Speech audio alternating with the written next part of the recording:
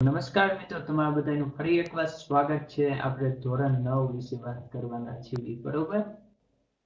ધોરણ 9 અને આપણે પહેલું ચેપ્ટર તો આપણે જોઈ જ ગયા છે, બરોબર? પૂરેપૂરું આપણે અને સારા એવા વ્યૂ છે. અને આપણે એવું શરૂઆત આજથી કર્યું કે આ 9મા ધોરણનું પહેલું ચેપ્ટર રહ્યું એનું આપણે ટૂંકમાં રિવિઝન કર્યું હતું કે પાઠમાં શું શું આવતું હતું વગેરે માહિતી ટૂંકમાં આપણે તમને સમજાવી દઉં. તો ચાલો શરૂઆતી જ આપણે કરવી છીએ. બરાબર, આ બ્લેક માં મસ્ત દેખાય છે કે નહીં? શું કેવું તમારું? તો ચાલો શરૂઆત કરીએ. પેલા શું છે તો કે પાઠનું નામ છે આપણે કમ્પ્યુટર પરિચય. બરાબર, માઉસ થી લખું છું, થોડું ઓલું થઈ શકે તો તમારે એમને જોવું, થોડુંક અક્ષર ઉપર ધ્યાન ન આપવું. કમ્પ્યુટર પરિચય. બરાબર, આ પાઠમાં આપણે શું જોવાના છીએ તો કે કમ્પ્યુટરની માહિતી લેવાના છે કે કોમ્પ્યુટર કઈ રીતે કામ કરે છે વગેરે વગેરે બાબતો, અને તમારું કામ કેવી રીતે આસાનીથી કરી આપે છે તેના વિશે જોવાના છે. તો શું છે તો કે કોમ્પ્યુટર શું છે તો કે કોમ્પ્યુટર એ બહુલક્ષી યંત્ર છે. કેવું યંત્ર છે તો કે બહુલક્ષી યંત્ર. બહુલક્ષી એટલે કે એક સાથે ઘણા બધા કામ કરવા હોય તો એ કોમ્પ્યુટર કરી શકે છે.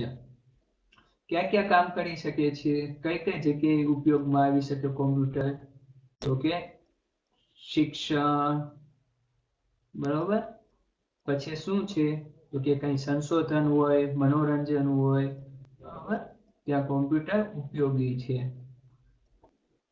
ત્યાં તો કોમ્પ્યુટરનો યુઝ કઈ કઈ જગ્યાએ કરે તો કે ઘણી જગ્યાએ શિક્ષણમાં હોય, ઘણા કોઈ પ્રોગ્રામર છે, વેબ ડેવલપર છે, એ બધા પણ કોમ્પ્યુટર વાપરે છે.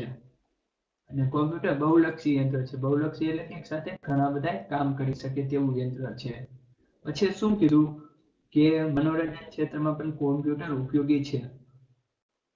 કોમ્પ્યુટર કયું કાર્ય કરે છે તો કે કોમ્પ્યુટર ગણતરીનું કાર્ય પણ કરે છે. કે તમારું કામ ગણતરી રહી 1 મિનિટમાં આસાનીથી કામ કરી શકે છે. બસ, ગણતરીનું કાર્ય પણ કોમ્પ્યુટર કરે છે. ગણતરી કરી આપે છે એ પણ કેવી રીતે? એકદમ સહેલી રીતે અને ઝડપથી.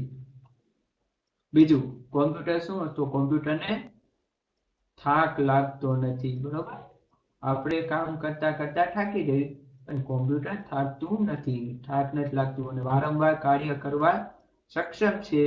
વારંવાર કાર્ય કરવા સક્ષમ. એકને એક કાર્ય વારંવાર તમે આપો તો એ થાકતું નથી, જ્યારે આપણે કંટાળી જઈએ છીએ. કોમ્પ્યુટર કોઈ પણ કાર્ય કરે છે એને આપણે શું કહેવાય છે તો કે ટાસ્ક તરીકે ઓળખવામાં આવે છે. બીજું શું કીધું?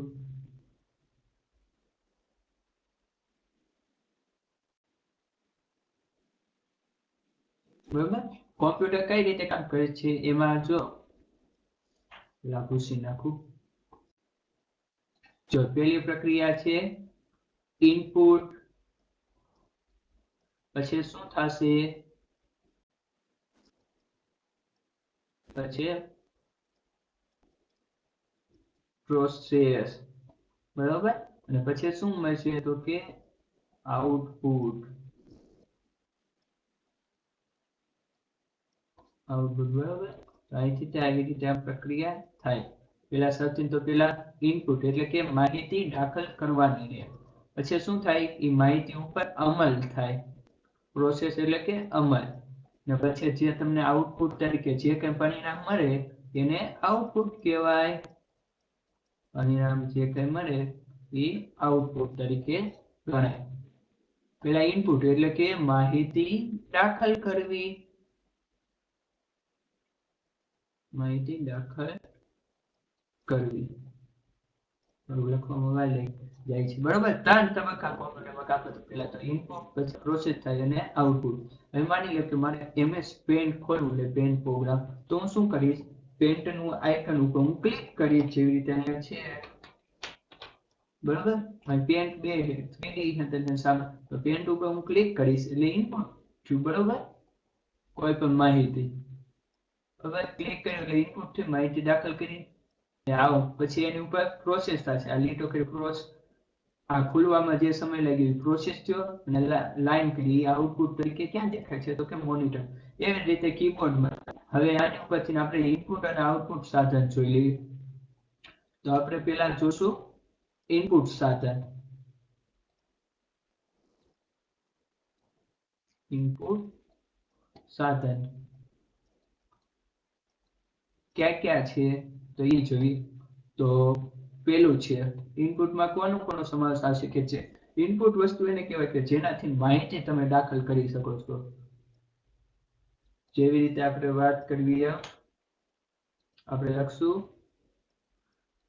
માઉસ પછી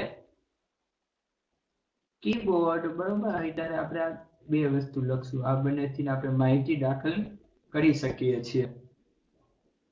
પછી આપણે આપ્યું આઉટપુટ કોને કહેવાય. બરાબર, ઇનપુટ એટલે કે માહિતી દે કરી, આઉટપુટ એટલે કે જે કઈ પ્રક્રિયા તમે કરી છે પરિણામ સ્વરૂપે મળે. આઉટપુટમાં કોનો આવશે સમાવેશ તો કે મોનિટર. મોનિટર શું છે તો કે મોનિટર એક આઉટપુટ ડિવાઇસ છે. જેવી રીતે મોનિટર છે, સ્પીકર છે, એ આઉટપુટ ડિવાઇસ છે જેના દ્વારા માહિતી તમને સામે બહાર મળી શકે છે. બરાબર, અને પ્રોસેસ શેમાં થાય તો કે સીપીયુ માં પ્રોસેસ થાય છે. સીપીયુ નું પૂરું નામ થાય છે સેન્ટ્રલ પ્રોસેસિંગ યુનિટ, જે તમને વિકલ્પમાં પણ પૂછાઈ શકે છે. એક માર્કમાં વિકલ્પમાં ઓપ્શન હશે કદાચ. બરાબર, કોઈ પણ માહિતી દાખલ કરવા માટે શું થશે ઇનપુટ, પછી ઇનપુટ પછી આઉટપુટ આવશે અને આ પ્રોસેસ થશે, પ્રક્રિયા જેને આપણે કહી શકીએ પ્રોસેસ. તો પછી શું આપેલું છે પછી આપણે વાત કરવી એએલયુ. એએલયુ એટલે કે એલિમેન્ટ લોજિકલ યુનિટ. એ શું કરે છે કે તાર્કિક ગણતરી એકમમાં થાય છે અને તેનું એલિમેન્ટ લોજિક યુનિટ કહેવામાં આવે છે. કોમ્પ્યુટર એક કંટ્રોલ યુનિટ એટલે કે સીયુ હોય છે જે સૂચનાઓનો અમલ, સંચાલન અને કોમ્પ્યુટર અન્ય ભાગોને કાર્યને નિયંત્રણ કરે. જે કોમ્પ્યુટરના બીજા કાર્ય એને નિયંત્રણ કરે છે. પછી હું કીધું કે કોમ્પ્યુટર એક બહુલક્ષી યંત્ર છે, જે આપણે પેલા વાત કરી તેમ. બરાબર, કોમ્પ્યુટરથી આપણે ઘણું બધું કરી શકીએ. જેવી રીતે આપણે ઈમેલ મોકલવા હોય તો આપણે ઈમેલ મોકલી શકીએ છીએ.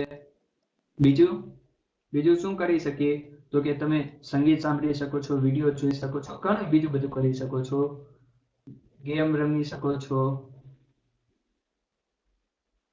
પછી શું કીધું કે કોમ્પ્યુટર માટે એલ્ગોરિધમ મુજબ કોઈ ચોક્કસ કાર્ય કરવા માટે જે લોજિક તૈયાર કરેલ હોય છે તેને સોફ્ટવેર કહે છે. એલ્ગોરિધમ એટલે કે કોઈ પણ પ્રોગ્રામ બનાવવા માટેનું એક સ્ટ્રક્ચર બનાવો, જે તમે 7મા ધોરણમાં ભણી ગયા છો. અને એલ્ગોરિધમ વિશે મેં પેજ સમજાવેલું છે, તો એ પણ વિડીયો જોઈ લો. હવે જો હાર્ડવેર કોમ્પ્યુટર, હવે વાત કરીએ હાર્ડવેર અને સોફ્ટવેર કોને કહેવાય. તો આપણે પહેલા લખશું હાર્ડવેર. હાર્ડવેર કોને કહેવાય કે જે વસ્તુને આપણે સ્પર્શી શકીએ, એટલે કે જે વસ્તુને આપણે અડી શકીએ. બરોબર, એ હાર્ડવેર, જેને આપણે અડી શકીએ એટલે એ હાર્ડવેર. જેવી રીતે કોને કોને આપણે અડી શકીએ તો કે છે ઘણા જે વસ્તુને આપણે અડી શકીએ. જો કોમ્પ્યુટરની ભાષામાં વાત કરવી છે આપણે તો કે કીબોર્ડ, વળી પાછળ તમે એમ કહો ખાટલા નાખશો તો કે આ હાર્ડવેર છે, તો એનો કીબોર્ડ છે, માઉસ છે, પછી મોનિટર, પછી શું છે તો કે સીપીયુ, પછી હેડફોન છે, એ બધા હાર્ડવેર કહી શકાય. પછી પ્રિન્ટર, એ પણ હાર્ડવેરમાં એનો સમાવેશ થઈ શકે છે. પછી આવ્યું જો હાર્ડવેર એટલે શું કે જે વસ્તુને આપણે અડી શકીએ છીએ તેને હાર્ડવેર કહેવાય. જેવી રીતે કીબોર્ડ, માઉસ, મોનિટર અને પ્રિન્ટર અને સીપીયુ આ બધા હાર્ડવેરના છે. હવે વાત કરીએ સોફ્ટવેર. સોફ્ટવેર કોને કહેવાય તેના વિશે જોશું. તો આપણે લખવી સોફ્ટવેર. સોફ્ટવેર કોને કહેવાય તો કે જે વસ્તુને આપણે અડી ન શકીએ. બરાબર, જેવી રીતે જે વસ્તુ અડી ન શકીએ જેવી રીતે આપણે કોને વાત કરશું તો કે આપણે કોઈ સોફ્ટવેરને ન અડી શકીએ. જેવી રીતે MS વર્ડ છે, બરોબર, પાવર પોઈન્ટ છે, MS પેન્ટ છે, અને આપણે અડી ન શકીએ. જો એમાં ઘણા બધા સોફ્ટવેર છે, જેવી રીતે આપણે વાત કરી ગૂગલ ક્રોમ છે, અને સ્ક્રીન ઉપર જાવા પ્રોગ્રામ છે, અને ઓપન ઓફિસ છે, OBS સોફ્ટવેર છે. તો આ બધા સોફ્ટવેર છે જેને આપણે અડી ન શકીએ. એવા સોફ્ટવેર તો ઘણા બધા છે. એટલે ખાલી 2 થી 3 વસ્તુ તમને ઉદાહરણ તરીકે દીધું. જો આજે આ વિડીયોમાં આપણે શું શું જોયું તો પેલા કોમ્પ્યુટર વિશે વાત કરી. આ પાર્ટમાં આ જ બધું આવે છે, ખાલી આ ટૂંકમાં તમને સમજાય. પહેલા તો કે કોમ્પ્યુટર એક બહુલક્ષી યંત્ર છે કે ઘણા બધા કામ કરી શકે છે, તે થાકતું નથી. બીજું આપણે શું જોયું કે આપણે ઇનપુટ ડિવાઇસ વિશે વાત કરી અને આઉટપુટ ડિવાઇસ વિશે વાત કરી કે કોને ઇનપુટ કહેવાય અને કોને આઉટપુટ કહેવાય. પછી આપણે સોફ્ટવેર વિશે પણ જોયું. પછી ALU એટલે કે એરિથમેટિક લોજિકલ યુનિટ થાય. પછી આપણે વાત કરી CPU નું પૂરું નામ તો કે સેન્ટ્રલ પ્રોસેસિંગ યુનિટ. પછી આપણે હાર્ડવેર અને સોફ્ટવેર જોયું. હાર્ડવેર કે જેને અડી શકાય, જેને ન અડી શકાય. પછી ઇનપુટ આઉટપુટ ડિવાઇસ પ્રોસેસ વગેરે વિશે પણ જોયું. આવી બધી વાતો આપણે આ કોમ્પ્યુટરના ચેપ્ટર અંદર જોયું. તો પહેલા ચેપ્ટરમાં બસ આટલું જ આ તમને મેં ટૂંકમાં સમજાવી દીધું મેન પોઈન્ટ કે આ વસ્તુ આવે. અને ડિટેલમાં આખો વિડીયો બનાવેલો છે, 40 મિનિટનો હશે. તો એ પણ જોઈ રાખો. અને પાર્ટના MCQ સોલ્યુશન પણ આપણી ચેનલમાં મૂકેલા છે.